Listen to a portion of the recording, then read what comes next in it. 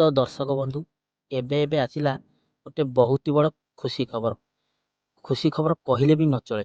ତ ଆମ ଓଡ଼ିଶାର ମୁଖ୍ୟମନ୍ତ୍ରୀ ନବୀନ ପଟ୍ଟନାୟକ ଦିନ ମଜୁରିଆର ପାରିଶ୍ରମିକ ମଜୁରୀ ବୃଦ୍ଧି କରିଛନ୍ତି। ତ ଏଇ ଯେଉଁ ପାରିଶ୍ରମିକ ମଜୁରୀ ଦିନ ମଜୁରିଆଙ୍କର ବୃଦ୍ଧି ହେଇଛି, ନବୀନ ପଟ୍ଟନାୟକ ଆମର କରିଛନ୍ତି।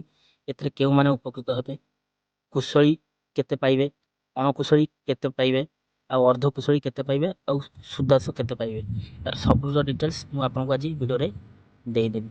ତ ଆପରେ ମୁଁ ଆପଣଙ୍କୁ ଗୋଟେ କଥା କହିବି କି ଆଗରୁ କେତେ ପାଉଥିଲେ, ଏବେ କେତେ ହେଇକି କେତେ ପାଇଲେ, ଆଉ ତ ଏଥିରେ କେଉଁ ଲେବର ସବୁ ଉପକୃତ ହେବେ, ୟାର ଡିଟେଲ୍ସ ସବୁ ମୁଁ ଏଇ ଭିଡ଼ିଓର ଇନଫର୍ମେସନ୍ ଆପଣମାନଙ୍କୁ ଦେଇଦେବି। ତ ଜୟ ଜଗନ୍ନାଥ, ମୁଁ ମନୁଆ ଆପଣମାନଙ୍କୁ ସ୍ୱାଗତ କରୁଛି ଆଜିର ଆଉ ଏକ ନୂଆ ଦମଦାର ଭିଡ଼ିଓ। ତ ଦର୍ଶକ ବନ୍ଧୁ, ଭିଡ଼ିଓଟି ସମ୍ପୂର୍ଣ୍ଣ ଭାବରେ ଆରମ୍ଭ କରିବା ପୂର୍ବରୁ ଆପଣଙ୍କୁ ଗୋଟେ ଛୋଟିଆ ରିକ୍ୱେଷ୍ଟ କି ଆପଣମାନେ ଯଦି ପ୍ରଥମ ଥର ପାଇଁ ଆମ ଚ୍ୟାନେଲକୁ ଭିଜିଟ୍ କରୁଛନ୍ତି ତାହେଲେ ଏବେ ହିଁ ଭିଡ଼ିଓକୁ ଗୋଟେ ଲାଇକ୍ କରିଦିଅନ୍ତୁ ଏବଂ ତା ସାଙ୍ଗେ ସାଙ୍ଗେ ଆମ ଚ୍ୟାନେଲଟାକୁ ସବସ୍କ୍ରାଇବ୍ କରି ମନୋରଞ୍ଜନ ମନିରାଇଟ୍ ଚ୍ୟାନେଲକୁ ଏବେ ହିଁ ସବସ୍କ୍ରାଇବ୍ କରି ପାଖରେ ଆସୁଥିବା ଘଣ୍ଟି ବଟନ ଅଲ୍ରେ ସିଲେକ୍ସନ୍ କରିଦିଅନ୍ତୁ, ଯାହାକି ଆମେ ସର୍ବପ୍ରଥମେ ଯେକୌଣସି ଲେଟେଷ୍ଟ ଭିଡ଼ିଓ ବନେଇବୁ ଯୋଜନା ଉପରେ ଆପଣମାନେ ସର୍ବପ୍ରଥମେ ପାଇବେ। ତ ଆଉ ଡେରି କାହିଁ କରିବା, ଏଇ ଯେଉଁ ଦିନ ମଜୁରିଆଙ୍କ ବୃଦ୍ଧି ହେଇଛି ଏଥିରେ କେଉଁମାନେ ଉପକୃତ ହେବେ, ଆଗକୁ କେତେ ପାଉଥିଲେ ଏବେ କେତେ ପାଇବେ, ୟାର ଡିଟେଲ୍ସ ସବୁ ମୁଁ ଆପଣଙ୍କୁ ଏଇ ଭିଡ଼ିଓରେ ଦୟାକରି ଆପଣଙ୍କ ଛୋଟିଆ ରିକ୍ୱେଷ୍ଟ କି ଆପଣମାନେ ଭିଡ଼ିଓଟାକୁ ଲାଷ୍ଟ ପର୍ଯ୍ୟନ୍ତ ଦେଖନ୍ତୁ। Show let's start. ହଁ ଦର୍ଶକ ବନ୍ଧୁ, ବଢ଼ିଲା ସର୍ବନିମ୍ନ ମଜୁରୀ ବୃଦ୍ଧି କଲେ ଆମ ରାଜ୍ୟ ସରକାର ନବୀନ ପଟ୍ଟନାୟକ। ତ ଏଇ ଯେଉଁ ବଢ଼ିଛି ସର୍ବନିମ୍ନ ଦିନ ମଜୁରୀ, ଏହାର ଯେଉଁ ଅପଡ଼େଟ୍ଟି ଆସିଛି କି ମଜୁରୀ ବଢ଼ିବା ନେଇ ଘୋଷଣା କରିଛନ୍ତି ଆମ ଓଡ଼ିଶାର ମୁଖ୍ୟମନ୍ତ୍ରୀ ନବୀନ ପଟ୍ଟନାୟକ।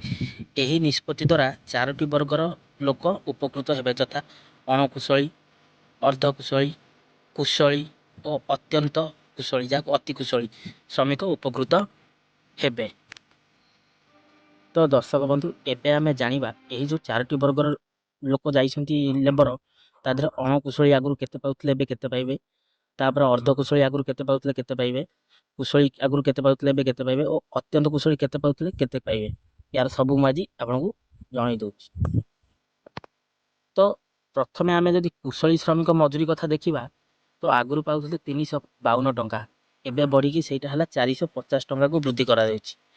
ତ ଯଦି ଅର୍ଦ୍ଧକୁଶଳୀ ଶ୍ରମିକମାନଙ୍କର ମଜୁରୀ ଆମେ ଦେଖିବା, ଆଗରୁ ପାଉଥିଲେ 392 ଟଙ୍କା, କିନ୍ତୁ ଏବେ ସେଇଟା 392 ଟଙ୍କାରୁ ବଢ଼ିକି 500 ଟଙ୍କାକୁ ବୃଦ୍ଧି କରାଯାଇଛି।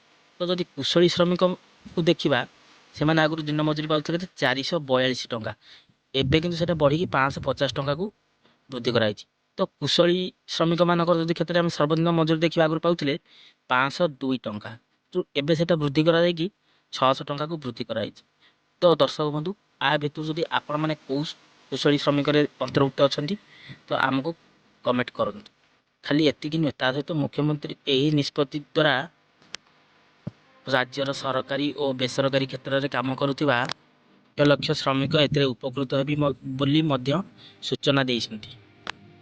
ତ ଦର୍ଶକ ବନ୍ଧୁ, ତା ଭିତରେ ଯଦି ଆପଣ ଏଇ 4ଟି ବିଭାଗରୁ କେଉଁଥିରେ ଯାଉଛନ୍ତି, ଡିପାର୍ଟମେଣ୍ଟରେ କାମ କରୁଛନ୍ତି, ତ ଆପଣମାନେ କମେଣ୍ଟ କରନ୍ତୁ।